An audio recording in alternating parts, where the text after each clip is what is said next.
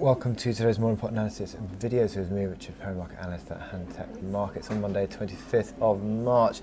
There has been a deterioration in outlook on across markets actually in the last few sessions, really, ever since the Fed. But that move was exacerbated on Friday with the announcement of the flash PMIs for Eurozone and US, which both disappointed quite sharply. And subsequently, we saw the VIX volatility for S&P 500 options rising sharply.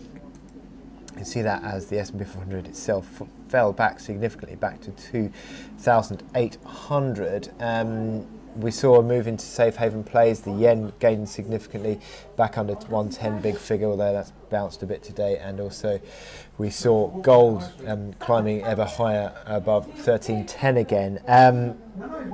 Now the driver behind this has been this chart here, the US yield curve, which has become increasingly flat and inverted at several levels. And yeah, it's the implications of that inversion of the yield curve is basically what's getting markets so concerned. Subsequently, we are seeing these moves. Now, European markets today not too badly off, considering the fact that US futures, well, they were down earlier. US futures now sort of bounced back to about 0.2% down. So not so much of a significant fall across European markets, but certainly Asian markets were under pressure.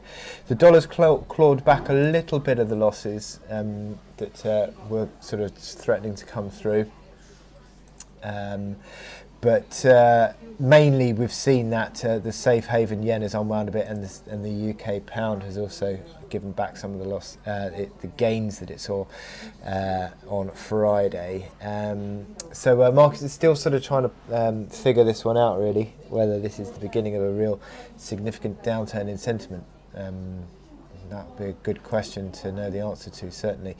In terms of economic data, with sort of the German IFO data this morning has helped to stabilise sentiment, I think, because what we saw was German IFO actually breaking a sequence of 6 months of negative prints.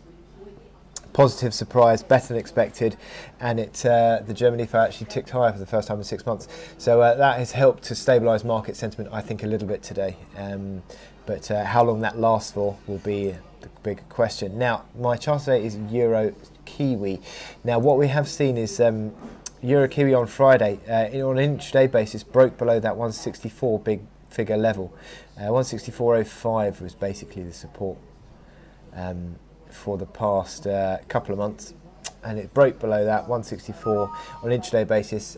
Didn't make that break into the close, but you look at these momentum indicators, they are looking a little bit more precarious again. That RSI, sort of, if that went below 40, that would signal a bit more of a traction move to the downside. Stochastics are falling anyway, but MACD lines just beginning to edge lower, and a closing breakdown below the support at 164 figure would really, I think, open certainly the downside towards 163.20, but ultimately we could see just a continuation of this downtrend lower. And as you can see here, that 63.20 level is a key level of support, which if you do lose that as support, then it really does open the downside.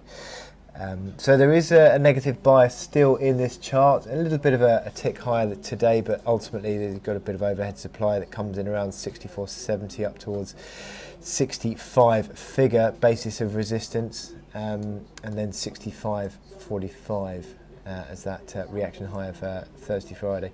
So with that in mind, I wish you good luck in your trading, and I will speak to you again later.